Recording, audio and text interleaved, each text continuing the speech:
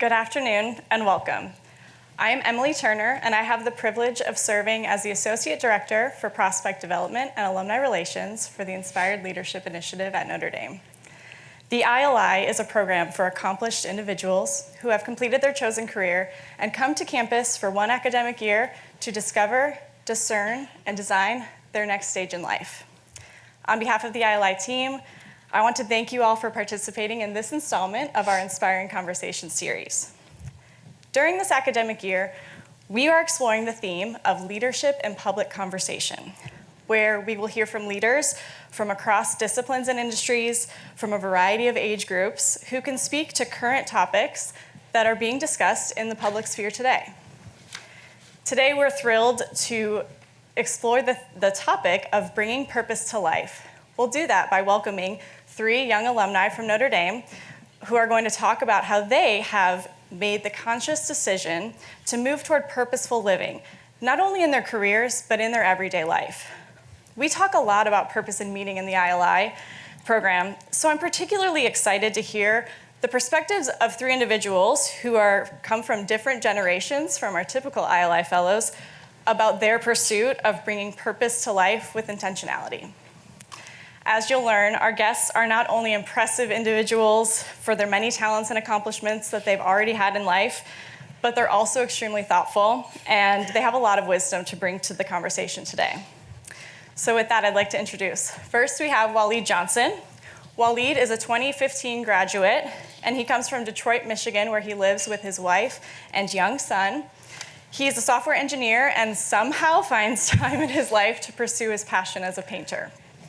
Next, we welcome Renee Yaseen, who graduated in 2022. She is a writer and entrepreneur from Indiana, and she currently writes the Washington Post's post-grad column, which is a weekly series dedicated to the experience of young professionals and recent graduates. And oftentimes she writes about things a little bit about what we might be talking about today, too. And finally, we welcome Conal Fagan. Conal is originally from Derry, Northern Ireland, and he graduated in 2021. He's well known on campus, having been the leprechaun during his time here. But more importantly, he's an emerging leader in the disability sector and currently holding the position of fundraising executive at Arthritis Ireland. Again, it's a pleasure to have you 3 with us. I'm so thankful for you taking the time to be here and discuss bringing purpose to life. So let's dive in. I just shared a little bit about each of you, but I really want to hear from you individually about yourself. So can you just briefly share with us a little bit more about your background and maybe a little bit about what it is that you're pursuing in your life or career that you're passionate about? Waleed, do you want to get us started? Okay. So my name is Waleed, and I am a graduate here of the O'Reilly program, which is a really cool program that allows engineers to get 2 bachelor degrees. So I started off in computer engineering, and then I was able to add art, which is a passion of mine. From the time I was a kid, I used to draw all the time. Like, for my mom to get me to be quiet, she would just like give me a bunch of paper, and I would just sit there for hours. And then I got to high school, and I was like, yeah, I want to be an artist. And then she was like, yeah, there's this thing called money, which you won't have. So I kind of put the art on a back burner, but then coming here, I got the opportunity to kind of reawaken that passion when I entered the dual degree program. And so I had never really done painting before, but just drawing. And so I learned that here, and then I went back home to Detroit, and opportunities just kind of came to pursue it. And so I was like, yeah, I want to dive in and beautify my city through my art. Thank you. Renee? So Hi, my name is Renee Yaseen. I had a really similar story to Waleed, where I always wanted to pursue art and writing, but I also wanted to supplement those kind of like natural creative urges with something, some subject matter expertise. So while I was here, I majored in economics, and I got the opportunity to kind of reawaken my passion for art and communication when, during the COVID-19 pandemic, I founded a startup inspired by my 10-year-old little brother that helped younger children stay physically active and conversational during the pandemic isolation. And through that, I did digital art. I was like founding a company as a young college student. And then when it failed and I was sort of looking for, my next, next thing to do, I worked in the economics department here at Notre Dame as a research assistant and somehow ended up writing a column for the Post about relationships, finances, career, all the things that I had in my sort of winding path on my college journey. Yeah. Hi everyone, my name's Conal Fagan. So I'm a 2021 grad. I am now living back in Dublin and just started recently with Arthritis Ireland. But disability has kind of been a central part of my life growing up, and there's kind of three different pieces why that is. One is the photo you see on screen there. So that's myself and my fiance Maggie with a team called the Oxford Bulls, and I started working with them back in 2015. And they're a group of young adults who live with intellectual and developmental disabilities. And so I first met Adam. I can't see exactly where he is there. He's on the far left. Back in 2015, he walked out with me and was actually my mascot at one of my soccer games. And we kind of developed this relationship and became this beautiful friendship. He just turned 18 last week. So it's been really cool to share this journey. But also from a personal point of view of family side as well, I have an uncle who lives with MS, and then also my father as well passed away in 2017, and he lived with Alzheimer's disease in his last couple of years too. So disability is something that has been very much central to my life, and so being able to serve in that sector I think has been integral to who I am. So. Thank you. So I loved hearing about all of that from you guys, about just how you've discovered your different passions and how you've been able to pursue them throughout different parts of your life. So I want to kind of talk about this word purpose. So today we're talking about bringing purpose to life. When you think about purpose, what does that mean to you? And what comes to mind when you think about purpose? Sure, I can jump Conal, in. Yeah. I think for me, it's something that purpose is never a static thing. I think it's something that evolves and changes as we get older, and I think it's something that as we grow, as we learn, and as we become more educated about ourselves and the world around us, for me, it's something that it's a process of becoming, and it's a process of understanding who we are and how the world around us plays into that as well.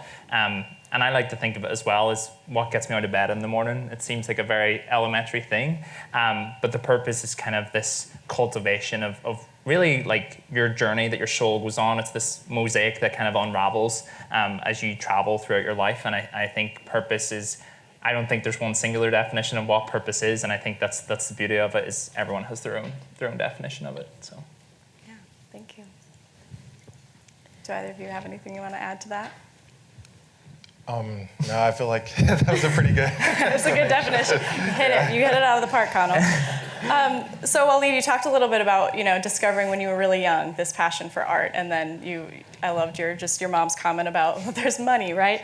So thinking about your life growing up, what kind of models of post-college life and career did you have, and how did those models impact sort of what you decided how you were going to move forward? You obviously then discovered computer engineering.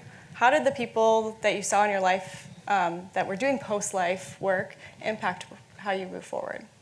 Honestly, I feel like I didn't have too many role models around me. So my father, he graduated from college, but he died when I was just 1. So it was just my mom and I, and she would, she was my role model, even though she didn't necessarily, I was trying to do something different than what she did, but she was kind of, telling me, oh, you should pursue this kind of thing, and point to me to, different career opportunities, but I didn't necessarily have a person, I would say, I looked at until pretty much like after, I feel like, college, and specifically with art. When I returned back to Detroit, I saw a lot of art going around, or like coming up, specifically public installations and stuff.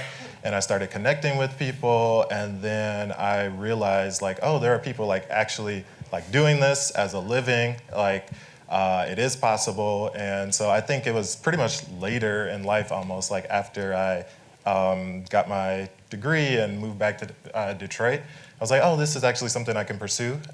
So yeah, I would say mainly the artists around me. Yeah. That's really cool. Do you guys either have examples or models from your life that you want to talk about? I definitely do, and several of them are actually here today. I could and I will talk for a long time about all of you, but I think my first college mentor, someone that I actually met in high school, was Dr. Darshan Narvaez. And when I started working or shadowing her in her lab when I was in high school still, and then I took her class my freshman year of college. And I think watching her in her career, I think once she told me that she had like 7 different careers. Like a career is sort of an unfolding process. It's like, you're constantly intuitively and creatively responding to what's happening around you. It's not so much a imposition of your will as it is a response. And I think Dr. Narvaez just taught me that very early on. And she also taught me, from my freshman year of college, we were talking about purpose and what it means. The purpose is sort of how you connect with the world, how you connect with other people, how you choose to do that in your life. And so I carry those lessons with me. And later in college, I had other mentors who, such as like Mary Ellen Woods, who taught me a lot about not only business, but life, and also about like continuing education. And that's why all of you are here in ILI anyway, is because you believe that continuing education is important. So I think my idea of purpose and my career has been shaped by people who are continuously learning and evolving and responding to the world around them. Yeah, and I think just on that as well, I think the beauty of it as well is that it's never always the same people who are in the same industry. So one of my biggest mentors has been George A. Lopez, not the comedian. I always have to preface that.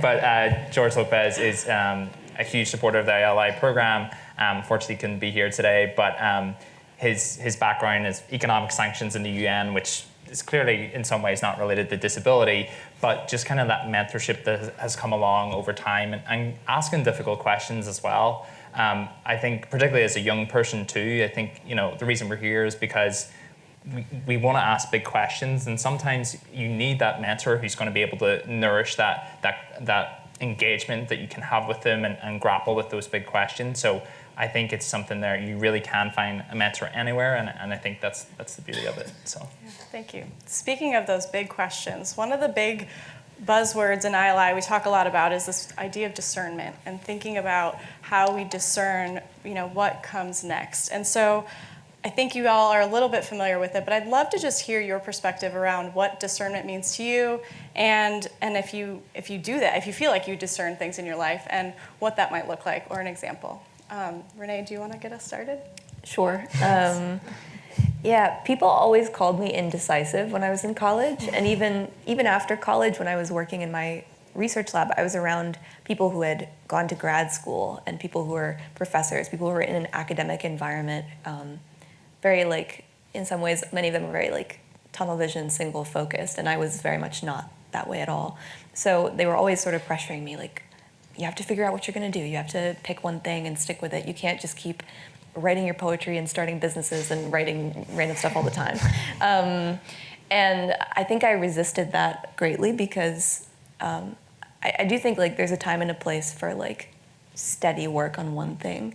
But when you're young and you don't know a lot, you don't have a lot of experience, I think a mistake that people make is choosing too strongly too early.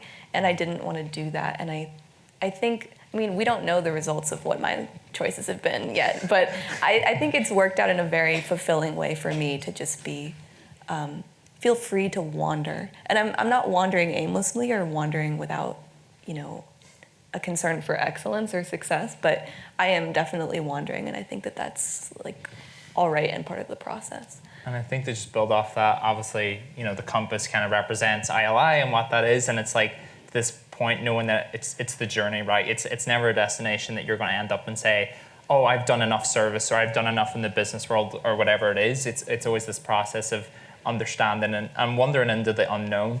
And I think when I think about discernment, for me, it's about just taking that step and knowing that it can be, unstable, unsteady, and uncertain, but recognizing that if we don't take the step, then we're always going to ask the what if question. And I think that's something that, again, as young people, like I look at decisions which I've made in my life and think about doing an unconventional or untraditional path for me is, that's an unstable step. Moving to the other side of the world is an uncertainty. But at the same time, I find the love of my life, coming to Notre Dame and moving back home and getting to be in spaces like this has been truly special. So it wouldn't have happened if I didn't take the step. So, Waleed, do you have anything to add about discernment? I mean, honestly, I would just kind of echo the same things that they said. I think for me, like, the word discernment has always been interesting because of my background. I kind of grew up in a very, like, fundamentalist church background where discernment is like, this is what you hear from God. That's it. That is how you discern. And so I'm like, well, I don't know. Like, did God tell me to be an artist or no? But now I feel like I'm kind of leaning towards like what Conal was saying, like taking steps. Like, I feel like, all right, there are things that I am passionate for or passionate about or things I want to do, and seeking out opportunities to pursue those passions. I feel like that is me discerning not only my path in life, but more about myself and who I am. And yeah, it's just kind of like, for me now, it's like a process and like a slow journey. And yeah, it can veer and go in different ways, but I feel like at the end of the day, even if I'm going on different paths, I kind of end up with the same goal in the end. Like, for instance, I was, like when I was younger, I really loved my city, Detroit. I would go out and like pick up trash and like, I want to clean up the city, I want to beautify it. And now I'm doing that in a different way through art. I'm still having an impact, having people say like, oh, you're making this the city so much brighter, or that kind of thing. But it's all heading in the same direction, just different paths. I love that idea of different paths. That's really interesting. So you guys represent two different generations on the stage, actually, we talked about earlier, and a very different set of generations than our ILI fellows. I want to just spend a little time talking about sort of public perception around generational differences. Are there things that are sort of associated with your generation that like you feel really resonate with you, and you're like, yep, yeah, that's me. I am that. Or are there things that you feel like just are really mislabeled and they're not sort of, they're not really hitting right, or they just don't fit for you? I'd love to hear your thoughts around that, because I think what we think about in generations is that the older generation can teach you all things, but there's so much we can learn from you. And so I just want to hear your thoughts around some of these ideas that we think about people and generalize around our different ages. Yeah, I can jump in with that. I think I spoke with Father Kevin about this before, but this kind of understanding that it's like the cyclical nature of life and how things continue to re-evolve over time. And I think when we think about at some point in our life, we're going to have to be faced with these big challenges that come our way. A lot of the times we're sitting in places of uncertainty, and other times we're sitting in places of comfort. But sometimes it's required that we take that step and kind of like seek that discomfort almost. And so I think that's something that as we look as young people, I think we have almost a responsibility in some way to learn and understand, so that hopefully we won't make the same mistakes that other generations have made in the past, but also understand that we want to learn from that wisdom so that we can pass along. My first summer when I was here at Notre Dame, I spent some time in South Africa at a soccer academy called Ubuntu Football. And so it is a soccer academy that works with kids from the townships in South Africa. But this concept of Ubuntu in the African context is about this common humanity and the I am because of who we are. And I think that we can't exist without each other. So I think there is such a shared learning that we can have with the older generation as well. So. I think for me, one thing that resonates is actually something Renee said about taking a non-traditional path. Like, I feel like, at least I see chatter of that online, like, okay, millennials are doing whatever kind of thing. But I feel like I resonate with that, not always in bold steps, but sometimes it's just little things. Like, I was actually flashing back to my, because I did the Riley program here, it's a 5-year program. And so in between, after my 4th year, going into my 5th year, I had a internship offer with Chrysler, but I was like, I want to stay here and like take more art classes. And I remember talking to my friend's brother, who was significantly older than him, about 20 years older or something. And I'm not going to use the word he said, but he's like, this is a stupid decision, essentially. What are you doing? Like, you can do art whenever. Like, go take this internship. And I'm like, you know what? I think I'm going to do this, like, even though it's slightly non-traditional. And I feel like I've been trying to just do that in my life as well, instead of being like, I think one thing, not to beat up on my mom and say a lot of things now, but she was like, essentially, like, when I started my first job, like, this could be your only job for your life or whatever. And now just getting this idea from people I see around me of like, it doesn't have to be that way. Like, work doesn't necessarily have to be my identity. It can be, honestly, I'm using it as being able to support my purpose and pursue art, like, even though that's not my job. But yeah, just seeing that there are different paths and taking them, even though it might look crazy to some people on the outside, is something that resonates with me. So for me, the Post hired me because they wanted a Gen Z voice. They wanted to, expand their audience to get some younger and more diverse audiences reading the Post. And because of that, sometimes I feel this leaning or this inclination to lean into these like generational wars. Every generation thinks that the generation after them is like shocking and crazy and oh my gosh, like the world is going to hell in a handbasket. And I really try to reject that in the way that I write about generational differences, because there are differences, but the reality is like it's more so that the world has changed, not that the people are changing. And I think this gets back to Father Kevin's idea of like things coming back into fashion in your life and in the world every 10, 20 years or so. It's really not that we are any different as people than you were when you were in your 20s. It's that the world around us is changing and we're trying to respond and react to that together as a community, intergenerationally. And I actually I love being friends with people of other generations, people younger than me and older than me. And one of my favorite columns that I've ever written was a column on intergenerational friendship. Someone that I met here at Notre Dame, the late Dean Porter, who was the director emeritus and curator of the Snite Art Museum. We met, he was 82, I was 22 or 23, 21, yeah. Anyway, huge, generational gap, but we were able to come together here on this campus to talk about art and to talk about how much we learned from being in an intergenerational community, multiple generations flocking to Notre Dame. And I'm on a winding thread here, but college campuses are a place where you can really meet people of different generations, and that's part of the educational experience for all of us, is not just that we're learning the information, but that we're learning from the experience of older people and they're learning from us. It's beautiful. Waleed, you said something about your work not being your identity. And I think that would really relate and resonate with our ILI fellows, because they come here because they've just ended their work. They've had this career, 20, 30, 40 years, and they're trying to figure out, what does this mean for me? Because I identify as a lawyer, or I identify as, anything, an engineer. And you just came out and said, here you are at this age, able to say, my work is not my identity.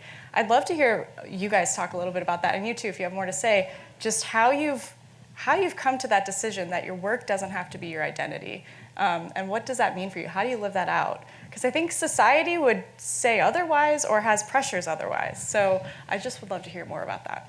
Yeah, I want to touch on something Bernie had mentioned yesterday with this conversation with Tom, and talking about this piece of, where do we find ourselves? What are our values that we really think about? And I think that for me is something like faith is a huge part of who I am. And so having that at the core of what I represent.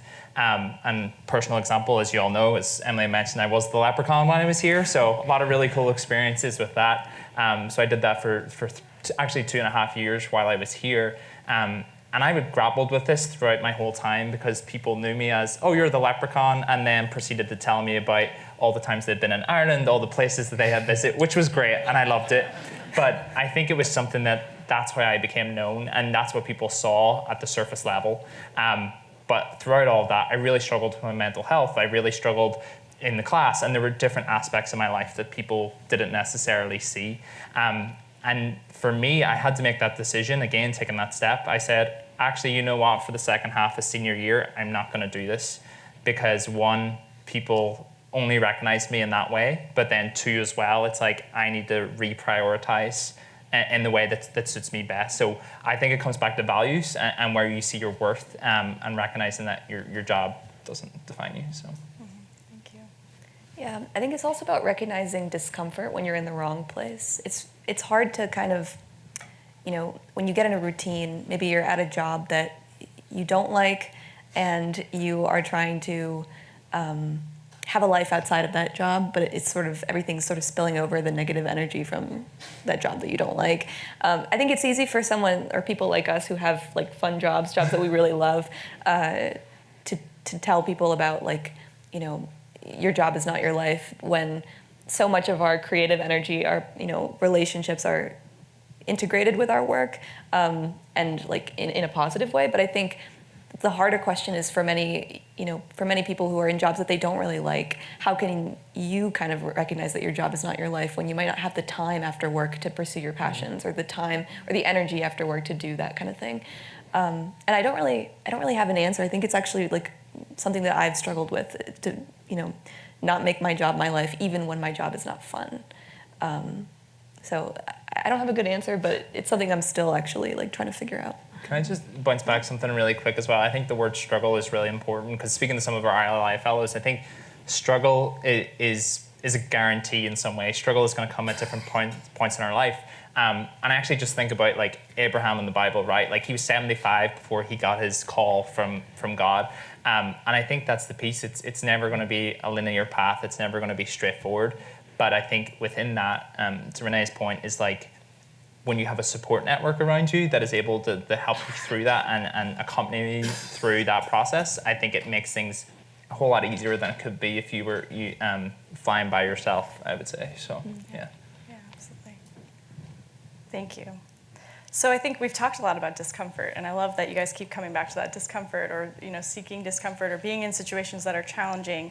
I think when we hear you all talking about how much intentionality you're approaching your life with, I know that's inspiring to me, but I also recognize it's not easy, right? So we've talked about these times where it's hard to maybe really pursue the thing that you know deep down is right, and you guys are all doing that. So can you just share an example of a time when maybe you had a doubt or concern about what you were doing, and how did you navigate that? Like, how did you decide the right path forward, and where did you go from there? I'd love to hear a little more about that. So this recently happened to me. I graduated in 22. I think in my nervous intro, I neglected to mention that. And I started working in a research lab at Notre Dame because I was trying to figure out if I wanted to get a PhD in economics. And I was doing the work, and I was trying to convince myself to want to get a PhD because so many of the people that I admired, my professors, other grad students in the department, that's what they did, and I loved them and wanted to be like them. So I kept trying to convince myself that this is the right place for me, this is what I wanted to do. I kept, plugging away in those giant spreadsheets with millions of data observations, when all I really wanted to do was be writing and making music and stuff.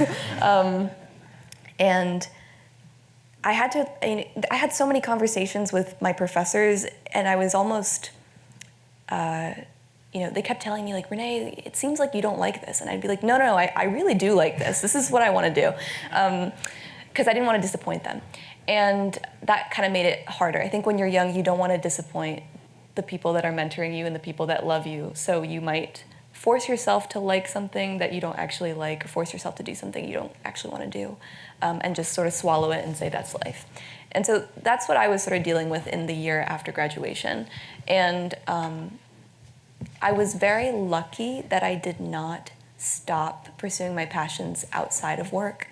I would work, 9 to 5, and then I would go home and start writing my novel. And sometimes my professors would be like, you know, Renee, I think this writing thing that you're doing outside is like maybe like affecting your work a little bit. Maybe you shouldn't do that. But I kept doing it anyway.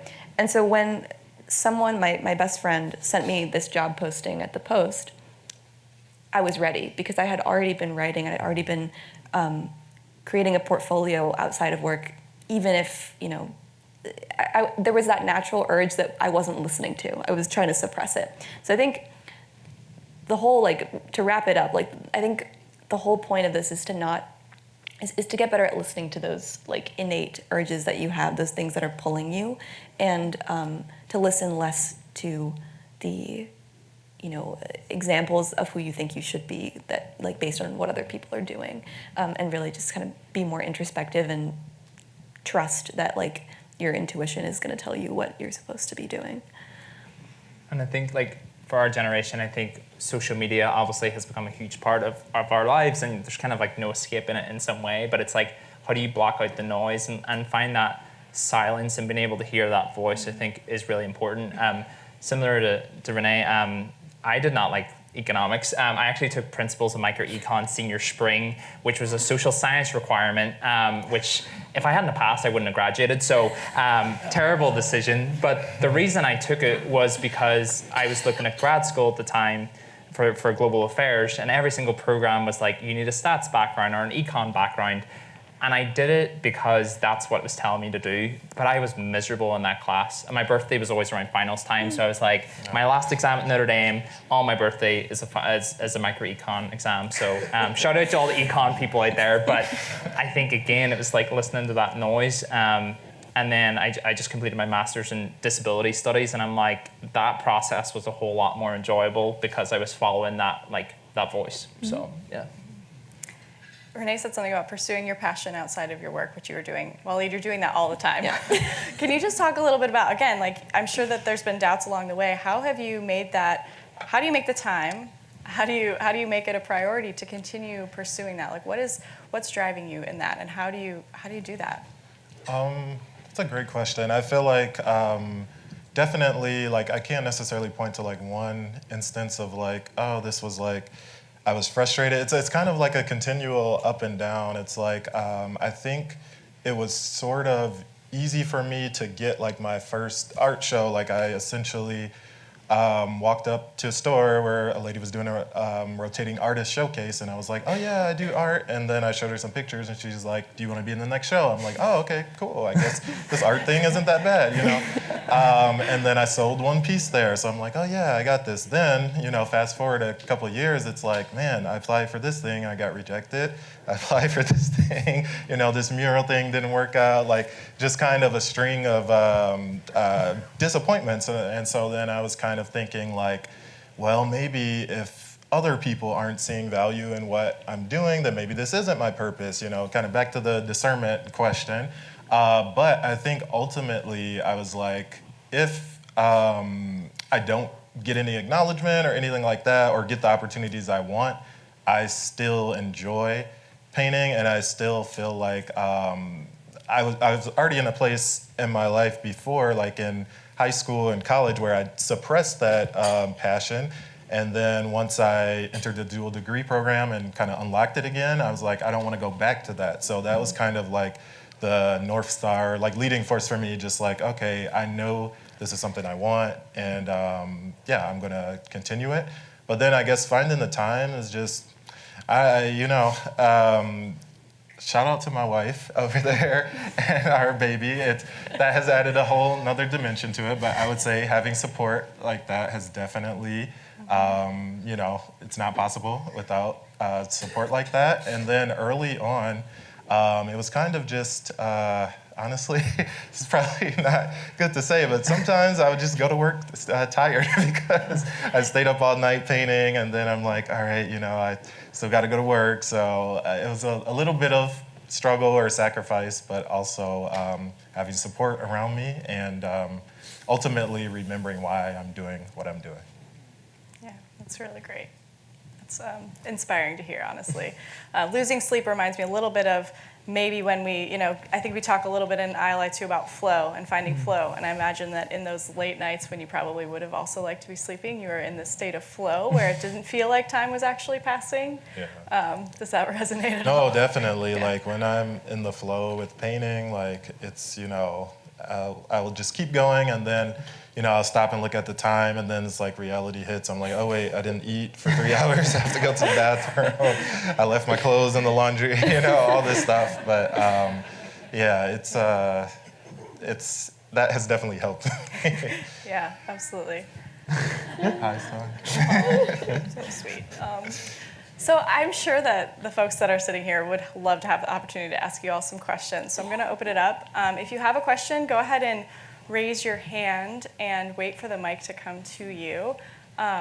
If you want to direct I'd love to get one question per person if we have them out there. So try to direct your question to either all of them or one in particular. Either way is fine.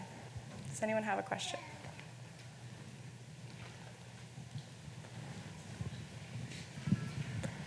Waleed, I'm really impressed by the mural that's on the wall here. Would you describe to us how many, ladders and platforms you had to have to do that, and how high that is, please? The process. And also, where in Detroit is that? I'm a native Yeah, Detroiter. I saw you raise your hand. Okay. It's on Mack and Van Dyke, so on the east side. Thankfully, no ladders, because painting on ladders is rough. But I used a scissor lift, and so the highest point of that, like where the ball is about 60 feet, but the head is kind of, I think, tops out around 45 or something like that. So yeah, giant scissor lift that could go up to, 70 feet, something like that. And just, going up and down. And that is a little bit easier because you have, I kind of put a wooden tray in there to kind of hold my paints, as opposed to like a ladder, like going up. And, I'm also really clumsy, so if I was on a ladder, I don't think my wife would approve. It took about a month. A month of I had some help for some time, like an assistant, and basically, after I was done with work, just go there, work until sunset, and then took like a week or so off of work where I'm just like 14-hour days or something like that. Just, yeah. I have a question. When I was your age, I never thought about what it would be like to be my age now. Do you ever think about what your life will be like 30, 40, 50 years from now? And can you envision it? I'll jump in with this one first. There is a great series on Netflix called Blue Zones. I don't know if any of you have watched it, heard about it. I think for me, that's kind of opened up the prospect of what it means to live a fulfilled life, and understanding that it's not just that we want to live longer, it's that our quality of life wants to be better as well. So I think for me, it's almost like, what are the foundations I can put in place now that are going to serve me well in the long run? And for the people in this room, I was saying to Emily, it was really funny yesterday when you came in to listen to Bernie, and everyone, all the alumni came back and are looking for their friends. And I think that's the beautiful part of it. It's like having that support system in place. It really does make a difference. So that for me speaks to setting the foundations now for it.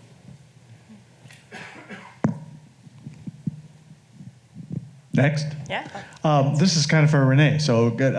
You mentioned the whole generational thing and intergenerational thing. I recently stumbled on a book called The Perennials, which is basically a position that says stop talking about generational differences and think about intergenerational work. And I was also struck by your comment about the fact that the university is a particularly fertile place for that to happen. Can you talk a little bit more about how that broke for you at Notre Dame and how you see that happening in a university setting? Absolutely, and not to plug, but I did write about this in the column, about specifically why college campuses remain a home for people many, many years, even decades after they graduate. So I think that a university, especially one like this university, with a very strong sense of identity, a faith identity, community kind of focus, we really are steeped in this idea that, like, as Notre Dame, we're one being, we're one force for good. And when you think about yourself as an individual, you're so small, it's really hard to think about yourself making any sort of difference in the world. And I think it can be very, not only isolating, but just defeating to just constantly be thinking, me. I'm different, I'm alone, all of this. And so in a university setting, I think you're taught, you grow acclimated to, like, the fact that there are learners of all ages trying to reach the same kinds of goals together. And structurally, even, like, a university has events where people can mingle freely. A university is like sort of there's this concept of a third space where it's a place that's not work and not home, that you can go to just mingle with people. And I think that's one reason why universities are just centers, especially in the US today, centers of connection and incubators for ideas, because you have people who have years of experience coming together with people who have lots of energy, no experience. And then you have, like, I mean, you have everything. It's a complete ecosystem, and it's the perfect place to start new things. And I think all of us had our seeds planted here for, like, the things that we're doing now. They began like 5, 6, 7 years ago. Sorry. And yeah, I'm getting a little off topic here, but I do think that's a very interesting concept, that we should just stop seeing the divisions, because when you see divisions, you just weaken every generation. When you think we're different than you, you're different than us, and we'll never have your strengths. I mean, let's stop with that, you know? I love that. Hey, this is sort of a follow-up on that. One of and I'm from the third cohort, and some of the folks in my cohort know that one of the things that I did a little research on and I felt strongly about for my year here was that I thought that one of the secrets of this program, the secret sauce as I called it at the time, was this intergenerational impact. And in our readings at the time, in our core class, we read Richard Rohr, and one of the things I think he said was that he found that, in his experience, that older people often felt that they were boring younger people, and that younger people thought they had nothing to say to older people other than technology questions. And I have found since I've left, I've kind of observed that. And I do find people my age, while they initially will talk to somebody younger, I think they find young people a little intimidating. And I'm not sure I fully understand why. But I do believe it's the secret, one of the secrets of this program. So I wonder if any of you can comment on what you see from your side, and anything that I guess that I can advise or gently advise my friends when they seem like they talk to a younger person for 5 minutes, ask where they're from, what they're doing, and then, they feel like they're going to bore them. They don't want to talk to them anymore. Yeah, I'm not sure if we read the same book, if it's Fallen Forward, Second Half of Life, that kind of concept. I've read it, great book. I think for me, I think it's all about authenticity. I think that's something that, and I mentioned some of this to the prospects yesterday, about this concept of having authentic conversations with people, because I do think that's something that we're so used to, like, messaging people really quickly, or a quick FaceTime or Snapchat or whatever, and I think that can sometimes make a huge difference, and I think go beyond what does a person's LinkedIn bio say or whatever it is. And then the second part of that as well is, like, also seeing things not as a transactional relationship, but something that is going to continue to cultivate and foster over time in a way that is going to be mutually beneficial. And it's not saying they have to, be a mentor, friendship, whatever it is. It could just be that listening ear. And I always say this, that God give you 2 ears and 1 mouth for a reason. It's like you learn a lot more when you listen. And so that for me is kind of where I see it. So. Hi, over here. In the terms of generational differences, I would say that especially this year, as I've interacted with so many people on campus, your generation gives me hope. So just take that with you and your friends. And then a question for the three of you, and Renee, I wrote down like 3 or 4 things you said in particular. I find you just have a lot of perspective for your age. What do you attribute it to? Well, that's very flattering. Thank you. I think, well, I gotta say, I had a great family upbringing. And I think this sort of gets to the previous question too. I feel very strongly about leaning into families as a source of like intergenerational exchange and as a place to practice that. And so, you know, if you're looking for ways to better connect with young people, start with your kids and grandkids and have them start with you. I think the conflicts that you will run into will be more easily weathered when you have that relationship already. And it teaches you so much about, I mean, like talking to my parents and I were always very communicative, very honest with each other. They would definitely tell me if they thought I was doing something wrong. They did not mince words. They didn't try to, you know, protect my feelings sometimes. But it was out of love, and it was out of that, like, you know, you need to learn how to listen just as we learn how to listen to you. And so I think family was for me the foundation of like where I get a lot of my ideas. And I mean, every time I write a column, I mean, my editor probably knows this. Every time I write a column, I read it on the phone to my mom, and I'm like, Mom, like, what do you think about this? And I'm very lucky to have that, and I don't think that is, I don't think it's a weakness at all to lean on family, to lean on older people. I think that's what we're meant to do, and in our hyper-individualist culture, we see it as a sign of weakness, and I think that that's something that it's changing, and I'm very glad to see it change. I don't know if that answered your question, but for me, it's family.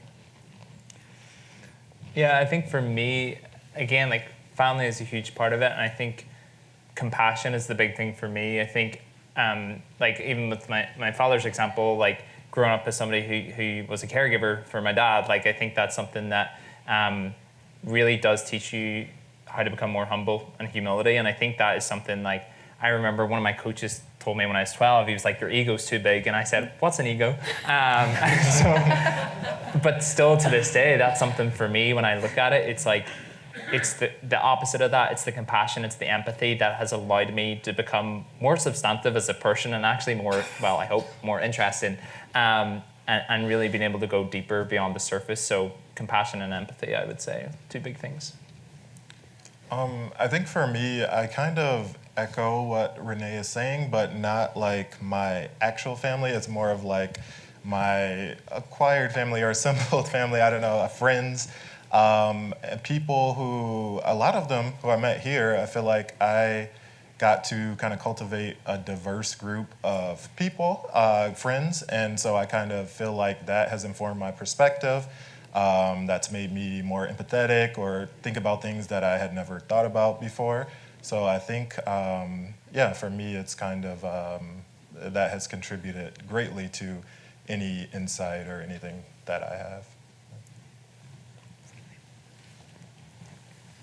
So I have kind of a follow-on question/comment/question. So as a guest here for the last day and a half, I've just been struck by the power of the relationships that I've seen among the current cohorts, previous cohorts, and just the power and the authenticity of those relationships. And this morning at breakfast, we were talking a little bit about the fact that the knowledge worker is a term that's been around for decades.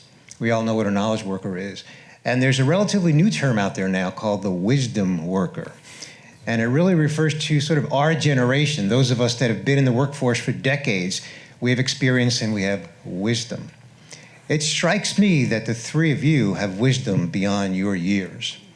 And so my question is, A, are you aware of that? And B, are you prepared to grab that wisdom by the horn and be a force for good with your wisdom? Now I'm a little scared.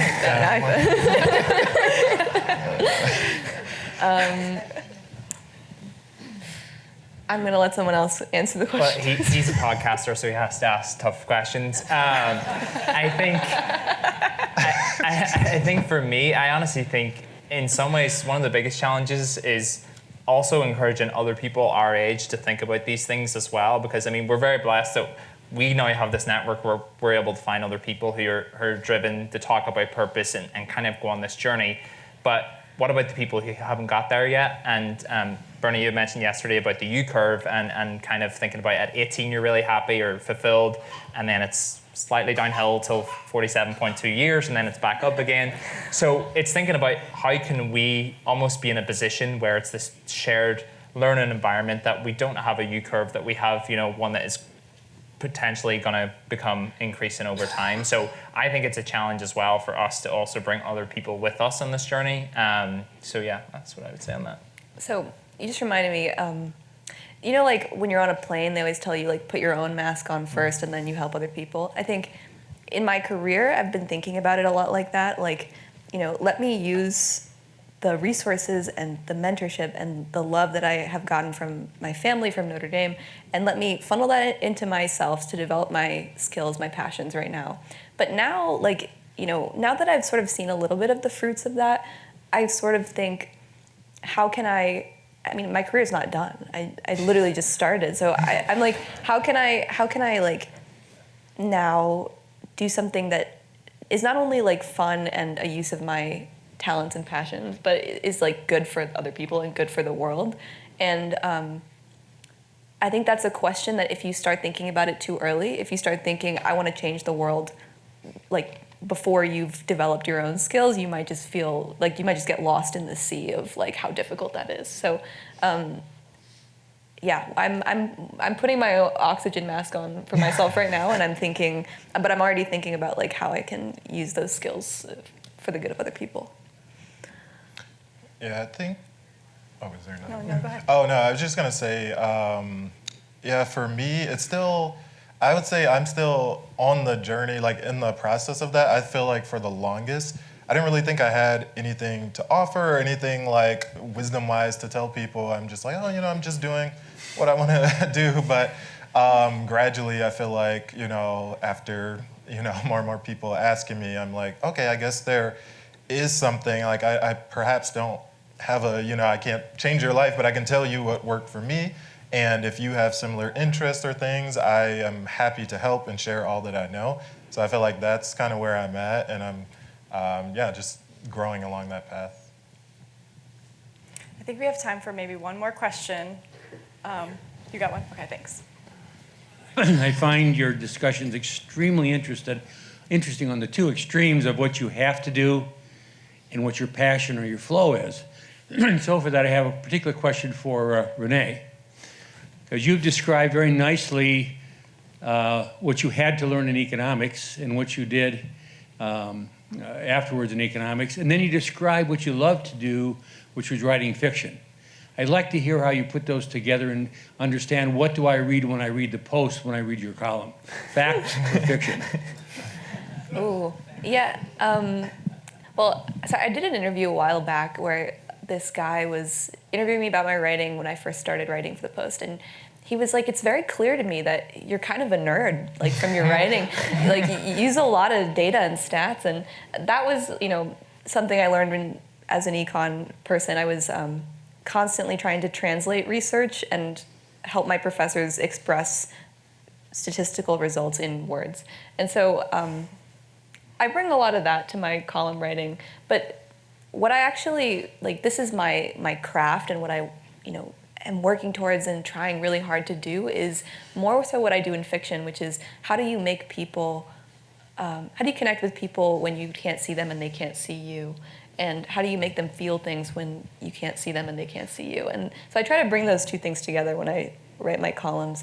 And also, I will say, when I was a student at Notre Dame, I often felt like I was, like, people would ask me why I majored in economics, expecting me to love economics. And economics is great, but I often felt like I was, if I didn't have economics to run away from, I wouldn't have done all the interesting things that I did. And I think actually, like, I advise people to take on a major that challenges them and that they might not actually be super passionate about, because it's that cross-functional expertise that will fuel like your actual passions. Like my econ background fuels the way that I write and fuels the way that I communicate with other people. So, yeah. Great. Well, thank you.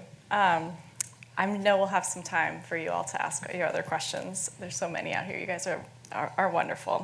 I want to just give you each a brief moment to just say if you have any final word or last thing that you want to share with everyone before we wrap today. So do you guys have anything, one last thing you feel like you didn't get out? I think for me, I think the big thing is just taking the step. I know I mentioned it earlier, but I think the process of discernment and discovery, it's a continual process. And I know that sounds cliche, but what's the worst that could happen, I guess? You know, just say yes. And honestly, and I would also say smile as well. I think in recent times, like I've just like started smiling more, not like in a weird way at people, but like in a way that is just like, just having a zeal for life and really being open to the possibilities. And I think serendipity really can come in any way, shape or form. So I just embrace it all. I guess I kind of already touched on this, but I would just say don't suppress the part of yourself that whatever that passion is, because you will regret it, I feel like, in the end. And on that same note, don't let failure or any potential setback discourage you from continuing to pursue that. I just want to say thank you. When I see rooms like this filled with older people who are just like so eager to learn from younger people, I kind of feel like I wish that I could ask all of you my questions. But so yeah, it really like, it's heartening to know that older people are so interested in the lives of younger people, and it is that interest and that love that has allowed us to like start flourishing and start, you know, our paths on the right foot. So thank you. Well, thank you.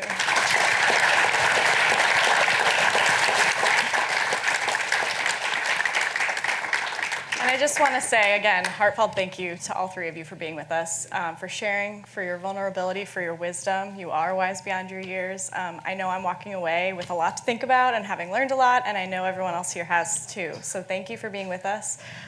We really appreciate it. I invite those who are watching the recording of this event to learn more about future installments of Inspiring Conversations or about the ILI program by visiting our website, ili.nd.edu. And thanks for tuning in today. Thank you.